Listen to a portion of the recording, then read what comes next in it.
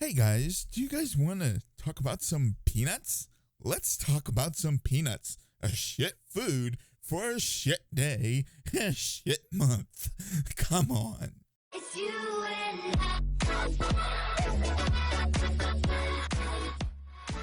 So, what about peanuts?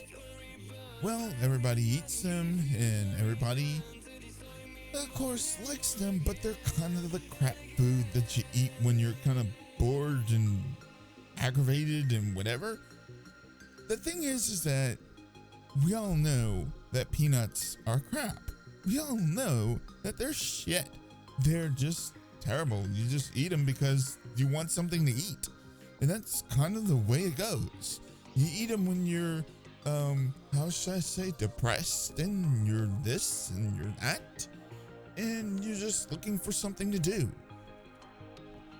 But that's also kind of the way that we see MSNBC as a younger person, as younger people, and the way that we see CNN too. They're kind of the peanuts, the shit, that comes out of the woodwork.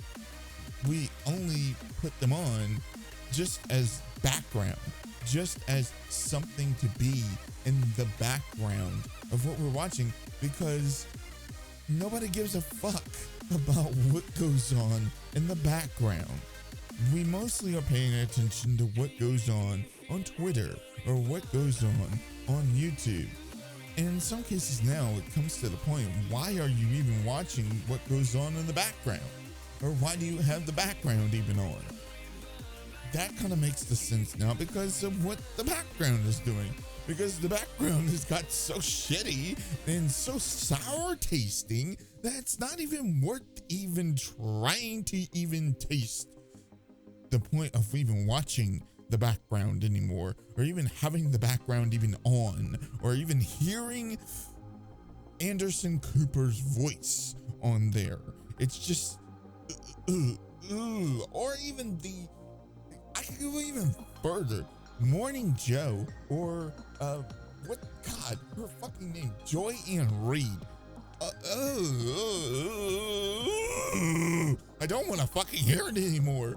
These people are so insanely stupid, and they consistently spread the most sour tasting and sour viewing sort of BS out there. I mean, I want to say this. They attacked Bernie Sanders in 2016. Vividly attacked Bernie Sanders in 2016. And for what? Because he wanted to break up the corporate monopolies that controlled the media that they were a part of. Think about that. They are controlled by two major companies that also control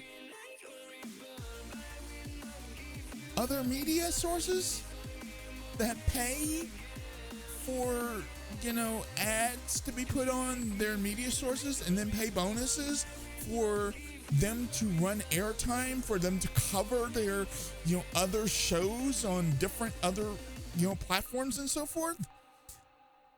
And Bernie Sanders wants to break this up because it's right to break it up, because it doesn't need to exist. And we know that. And these shitlords know that. But it's so funny because the sour tasting grapes, or should I say not even grapes now, because we moved from peanuts to grapes, because, grapes are the next worst sort of thing. But these sour tasting peanut grapes over on CNN and MSNBC still think that Bernie Sanders is not going to win the election, that Bernie Sanders is too socialist to win an election, that he is this to win an election. They believe that he's an anti-Semite, even though this past year he participated in a Hanukkah celebration in Burlington, I think it was,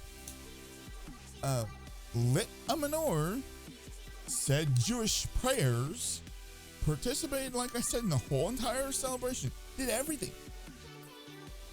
It blows the mind. How could an anti-Semite participate in a Jewish celebration?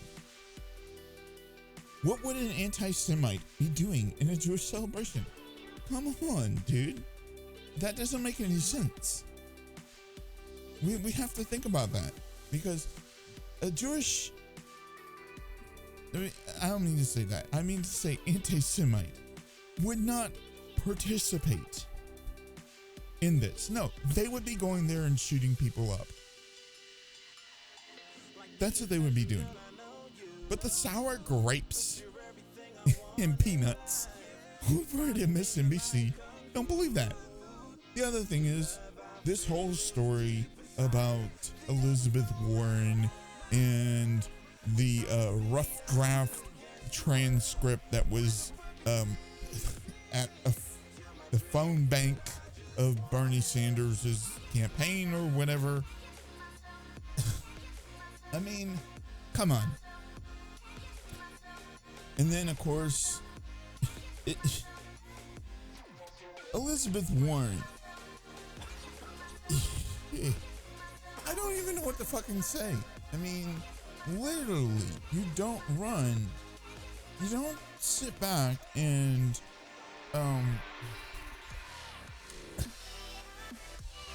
drop a relationship over this issue, over that. And CNN, the other issue is, in 2018, you know what they did?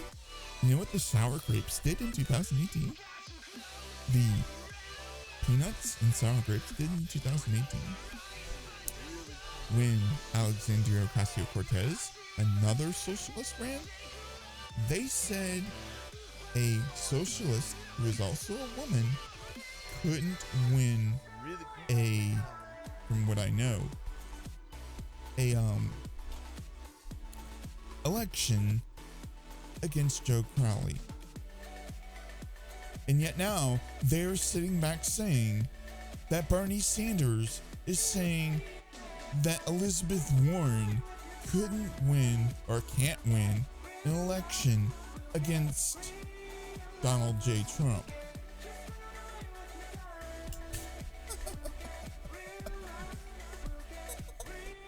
I mean, this is so... Who pulls this out of their ass and thinks these things? I mean, come on. The thing was, that was a rough draft. A rough draft. Okay, yes, of course, I post my rough drafts for some of my videos when I do scripted videos on Patreon, but they never make it through to YouTube.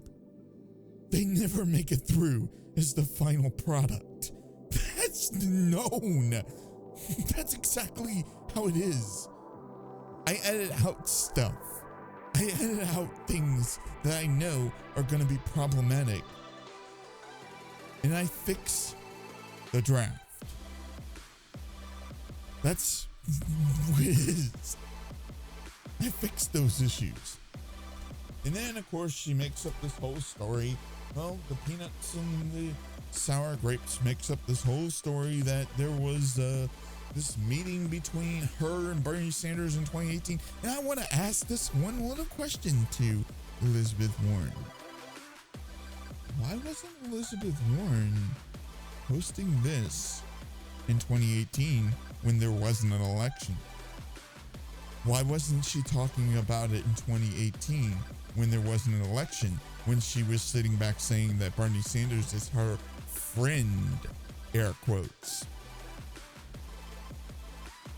Oh yeah, that's right. She only did this in 2019 or 2020 when there is an election and they're both running, because they're opponents.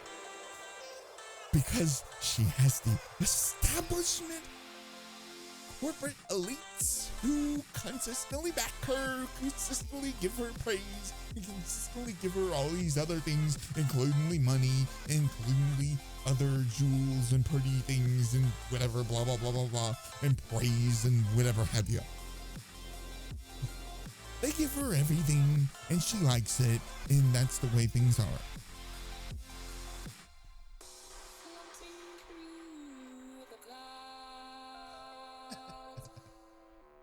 I just think it's so funny.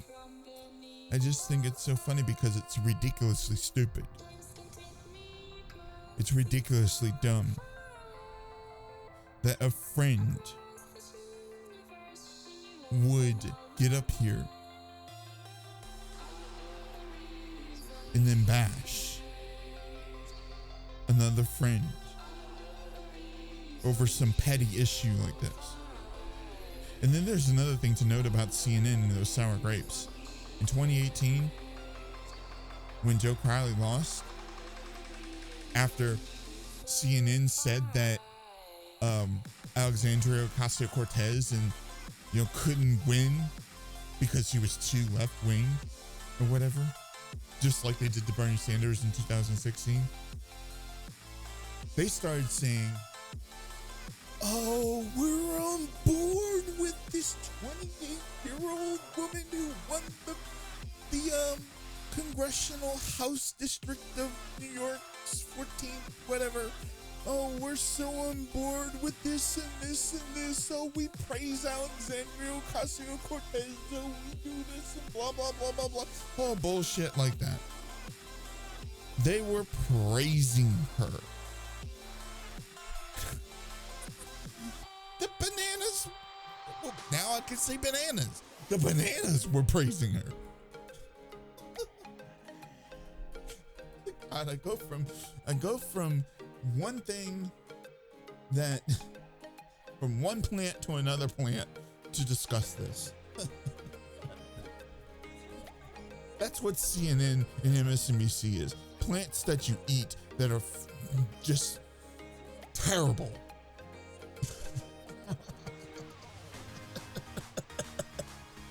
But they were praising her when she beat Joe Biden. Or not Joe Biden, when she beat Joe Crowley. Excuse me. But before, they were saying she's too much of a socialist. And like I said, now they're saying that Bernie Sanders said that Elizabeth Warren can't win because she's a woman.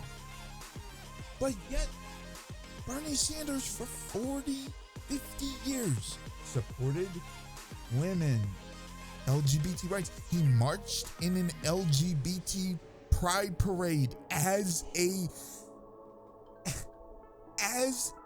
the mayor of Burlington for trans rights. He was in support of the African American community during the civil rights era. He was probably one of the biggest civil rights supporters in Congress for years.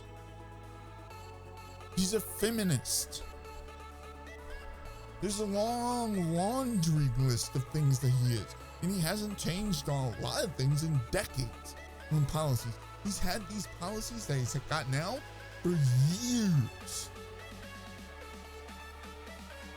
Supporting civil rights, supporting things that should have happened years ago.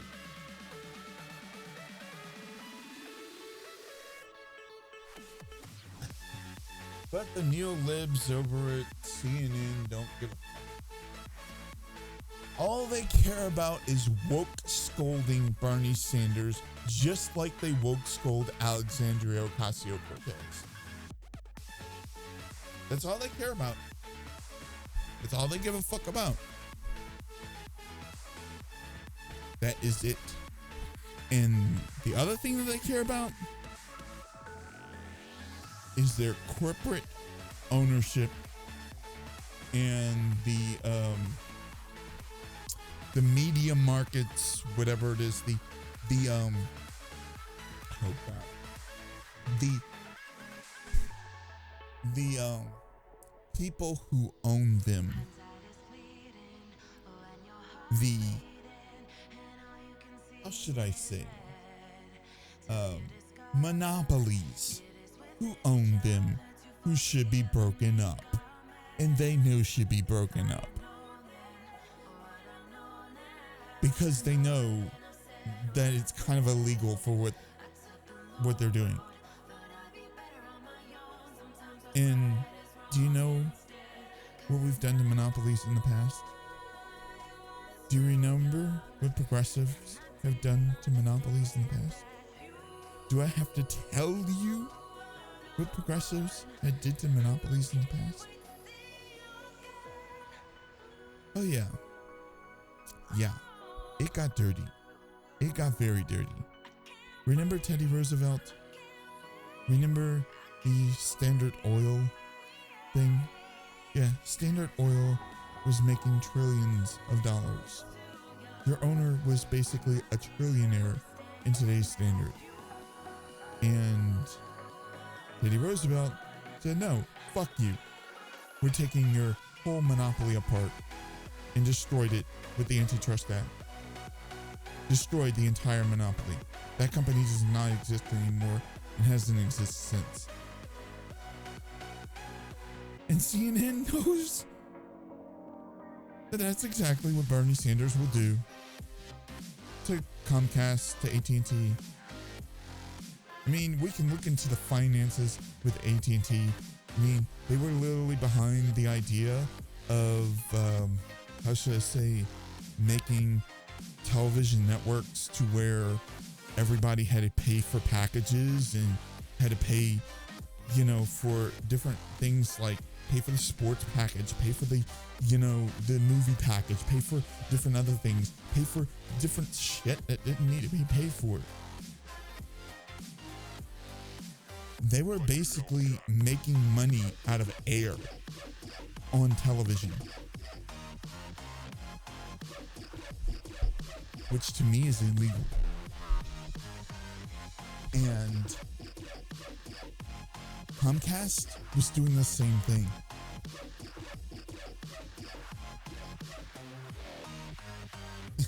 Both of them were doing that.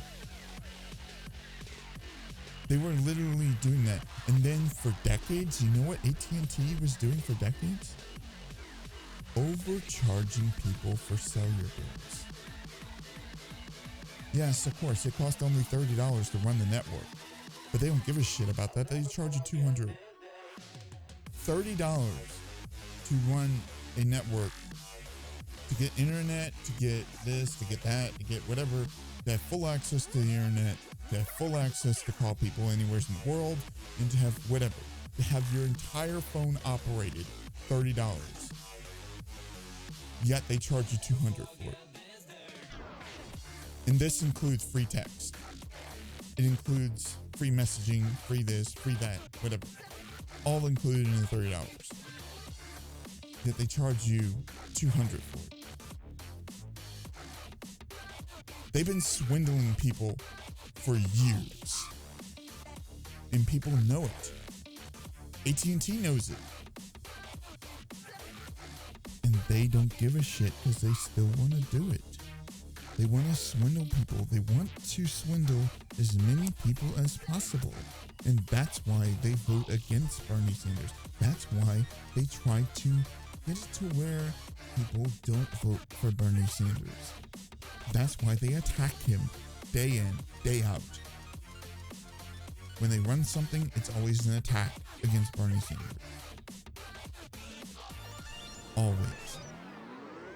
Because Bernie Sanders wants to stop this shit. Which it needs to happen.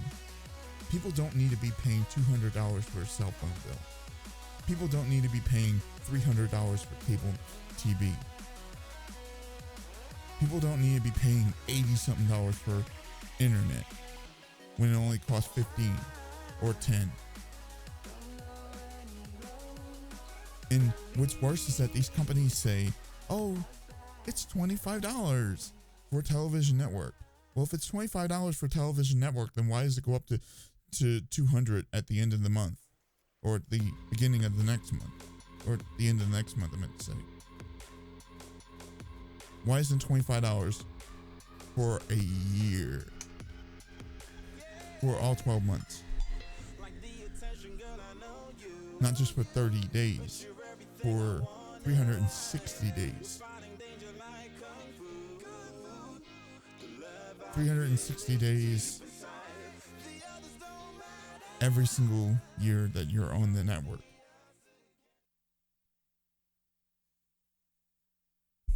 If you like what I do, you can support me on Patreon, Twitter, Facebook. I have a Twitch channel, and I have some other things. All those things are in the link in the description. You can go follow them, obviously.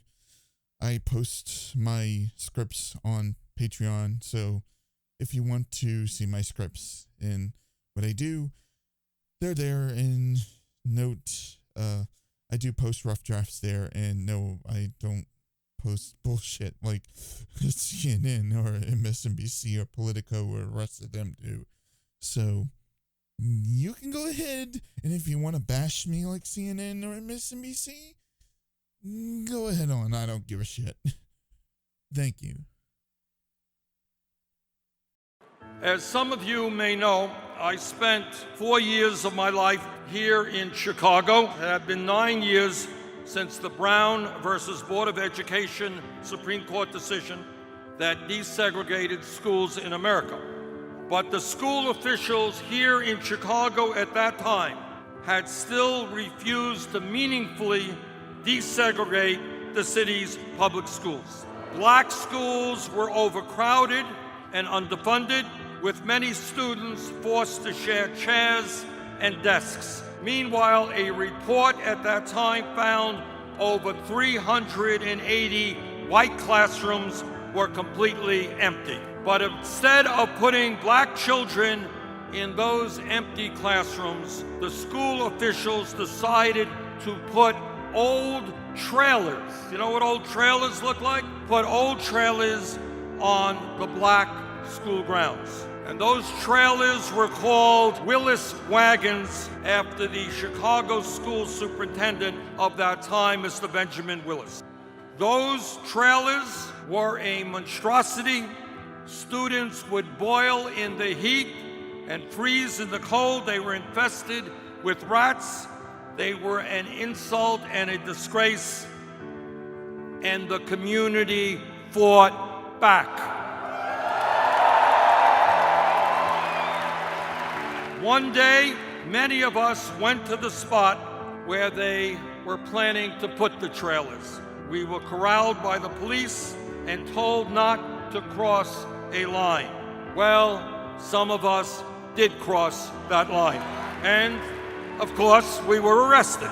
And we spent that night in jail until we were bailed out in the morning by the NAACP. As a student at the University of Chicago in the early 60s, I became involved with a civil rights organization called the Congress on Racial Equality Corps, which was one of the leading civil rights groups of that period. But in the early 1960s, the University of Chicago owned segregated housing. Being audacious young people, black and white, our chapter of CORE wanted to expose the racist housing system run by the university. And so our CORE chapter did something pretty interesting. We sent white couples and black couples into the university-owned housing to pretend that they were looking for an apartment. And you can guess what happened. When the black couples showed up, there were just no apartments available. But a few hours later, when one of our white couples went in to look for an apartment, somehow, mysteriously, they found a choice of apartments. After documenting that clear pattern of racial discrimination, the students in CORE demanded that the university desegregate its housing. When they refused, we staged one of the first ever civil rights sit-ins in the North. The reason I tell you all of this is because my activities here in Chicago taught me a very important lesson that I have never forgotten. And that is that whether it is the struggle against corporate greed, against racism, sexism, homophobia, environmental devastation, or war and militarism, real change never takes place from the top on down. It always takes place from the bottom on up.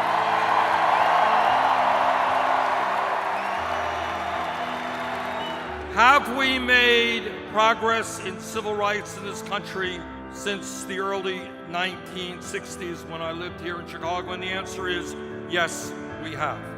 But do we still have a very, very long way to go to end the institutional racism which permeates almost every aspect of our society? And the answer is absolutely.